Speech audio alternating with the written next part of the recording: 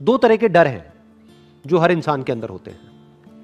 एक डर है जो रियलिटी पे बेस्ड है, उसको फिजिकल भी बोल सकते हो। वो डर हम सबके अंदर होना चाहिए। वो डर बुरा नहीं है, वो हमको बचाता है। फॉर एग्जाम्पल, आप अगर किसी एक ऐसी बिल्डिंग के 10वें फ्लोर पे जाकर के एज पे खड़े हो जाओगे जहां से कि आप अगर नीचे गिरे तो आप मर सकते हो, तो वहां पर जैसे जैसे आप आगे बढ़ रहे होगे आपको डर लगेगा।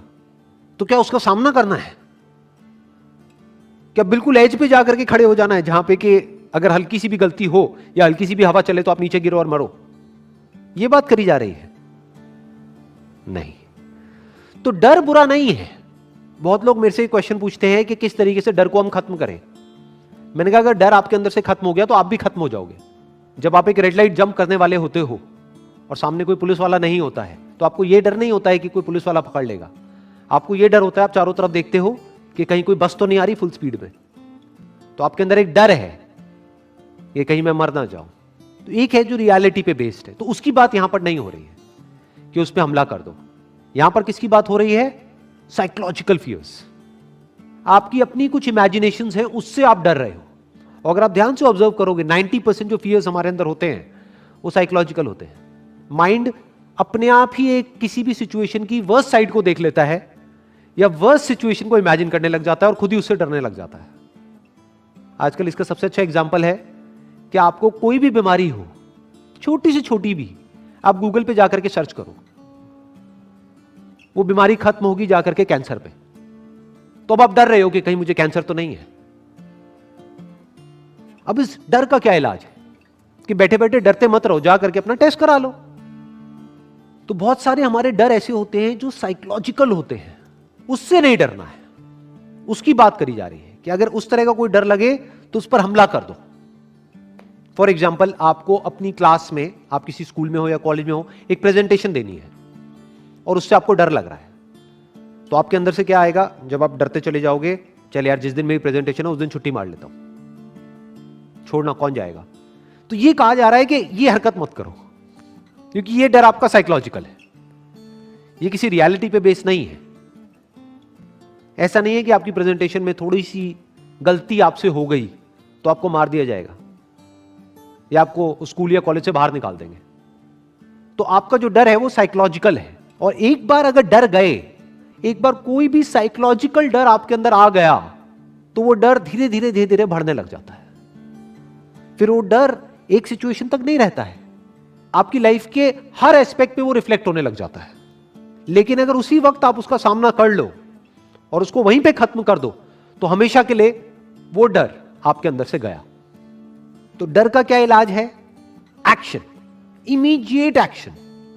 फॉर एग्जाम्पल, आपके अंदर पानी का डर है, डूबने का डर है, तो शुरुआत करो ना कम गहरे पानी से। गहरे पानी से दूर रहो, कोई बात नहीं, बट उसको फेस करो। अगर नहीं आती है स्विमिंग और पानी का इतना ही डर है तो तैरना सीख जाओ। इससे क्या होगा? आप सिर्फ तैरना नहीं सीखोगे। आपको लग रहा है आपको सिर्फ पानी में तैरना आ रहा है, अरे ना भाई, आपको जिंदगी में तैरना आ रहा है। क्योंकि जिस तरह से आपने यहां पर अपने डर को कॉन्कर किया, फ्यूचर में भी अगर कोई सिचुएशन आएगी तो आपको पता होगा कि अपने डर को कॉन्कर कैसे करना है। यानी कि अगर कोई भी किसी भी तरह का साइकोलॉजिकल डर आपके अंदर आए तो छोटे से छोटा स्टेप उठाओ और उस डर को वहीं पे जड़ से खत्म कर दो और धीरे धीरे उस स्टेप को बड़ा करते चले जाओ। तब तक बड़ा करते चले जाओ जब तक कि वो जो आपका एक्शन है वो उस डर से बहुत बड़ा ना हो जाए। कुछ कहना चाहते हैं? विजन वाइड होना चाहिए। Excellent point. खड़े होकर के माइक लेकर के बोलो। हमारा जो देखने का नजरिया है वो एकदम वाइड होना चाहिए, मतलब हमें हर चीज में खुशी ढूंढनी चाहिए। बहुत बढ़िया, let's give big hand for him. बहुत अच्छी बात बोली है। आपको खुद को भी पता नहीं है आपने क्या बोल दिया, मैं भी एक्सप्लेन करूंगा। हो जाता है जी, कई बार ऐसी कुछ बातें आ जाती है। मैंने जो देखा, अभी मेरी नजर है आपको इनकी बात में इतना कुछ नजर नहीं आ रहा होगा, मेरे को कुछ बहुत कमाल का नजर आया है। मतलब एकदम से मेरी खुद की एक परत खुल गई है। आपको पता नहीं, आपको लगता है सेशन आप लोगों के लिए हो रहे हैं ना जी, मैं अपना ही सीखता जाता हूँ, मुझे उसमें मजा आता है। आप खच्चरों के ऊपर आप सीखो ना सीखो, जो मर्जी करो यार। क्या बोला था आपने कि हमारी जो विजन है वो वाइड होनी चाहिए। इसका मतलब क्या है, एक्सप्लेन करो। अगर सपोज मैं किसी कंपनी में जॉब कर रहा हूँ, हाँ, तो हमेशा मैं जैसे रोज एक एम्प्लॉय की हैसियत से जाता रहूंगा, तो तो उसमें मजा नहीं है। अगर मेरी विजन वाइड होगी तो मैं एक मालिक की हैसियत से देखूं और मैं मालिक निकाल देगा आपको। अरे क्या बात कर रहे हो, जैसे ही आपके बॉस को समझ आया ना कि ये बंदा मालिक बनेगा, सबसे पहले उसको निकाला जाएगा। तो कहेगा ये तो मेरी कुर्सी पे कब्जा करने के मूड में। अब मैं एक्सप्लेन करता हूँ कि आपने क्या बात बोल दी है। आपने बड़ी बड़ी मतलब कमाल की एक बात बोल दी है। मैं एक्सप्लेन करता हूँ। नजर, अभी हम कहां पर थे कि जो नजर है वो ऐसी हो जाए कि उस नजर में सुंदरता हो। अब किस नजर में सुंदरता होती है और कौन सी नजर बदसूरत होती है, सोचो। जो नजर वाइड है, नजर मतलब सोच, जिसकी सोच बड़ी है वहां पर सुंदरता होती है। जिसकी सोच छोटी है वहां पर सुंदरता नहीं होती है।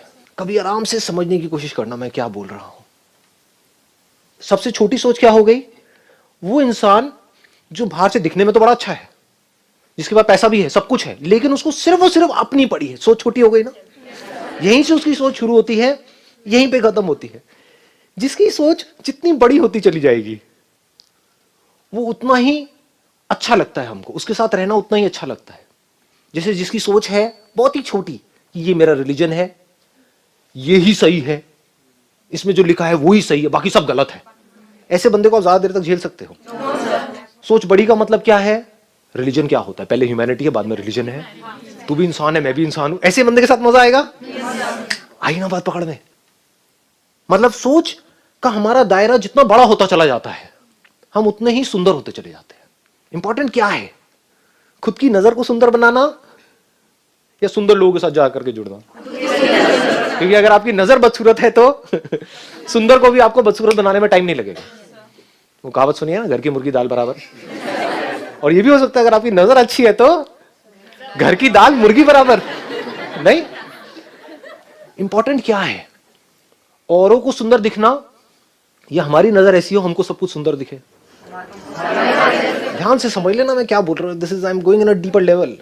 अगर आप औरों को सुंदर दिखते हो, आप सुंदर दिखते हो और मैं आपको देख रहा हूं, ऑब्वियस है कि मुझे खुशी होगी। कोई सुंदर से गुलाब को देखेगा उसको खुशी होगी, टट्टी को देखेगा उसको दुख होगा। मतलब मैं यहाँ पे शक्ल की बात नहीं कर रहा, वैसे ही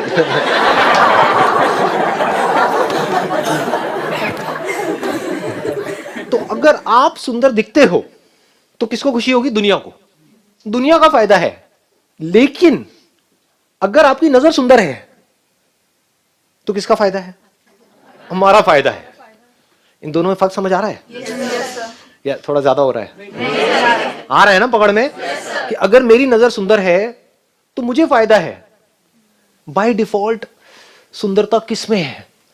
आपको एक छोटे से एक बॉक्स में कैद करके रखा जाए, उसमें आपको अच्छा फील होता है। मैंने कहा ना, beauty is connected to happiness. उसमें आप खुश होते हो या एक ओपन स्पेस? ऐसे ही सोच है। जिसकी सोच जितनी छोटी होती है उसको खुद को नहीं पता होता है, वो उतना ही अंदर से दुखी होता है। जो जितना ज्यादा सेल्फिश होता है, जितना ज्यादा सेल्फ सेंट्रिक होता है कि कोई इंसान है उसको सिर्फ अपनी ही पड़ी है, अपने बच्चों की भी नहीं पड़ी है, अपनी वाइफ की नहीं पड़ी है, किसी की नहीं पड़ी है, सिर्फ अपनी पड़ी है। अपनी सोच को थोपना है औरों के ऊपर ले जा करके, वो उतना ही बदसूरत होता है सबके लिए। सच कह रहा हूं झूठ कह रहा हूं? उससे कोई भी जुड़ नहीं सकता है। ऐसा क्यों हो रहा है? क्योंकि वो उतना ही दुखी होता है अंदर से। और जिसकी सोच जितनी बड़ी होती चली जाती है वो अंदर से उतना ही खुश होता है। जो अंदर से जितना खुश होता है वो उतना ही सुंदर होता है सबके लिए। तो जो रियलिटी है वो जितनी गहराई से हमको समझ आती चली जाएगी, हमारी सोच उतनी ही गहरी होती चली जाएगी, उतनी ही बड़ी होती चली जाएगी, उतनी ही इंफिनिटी तक फैलती चली जाएगी। क्योंकि reality is infinite. In reality you are infinite. आप ये नहीं हो जो अपने आप को समझ रहे हो अंकल आंटीज।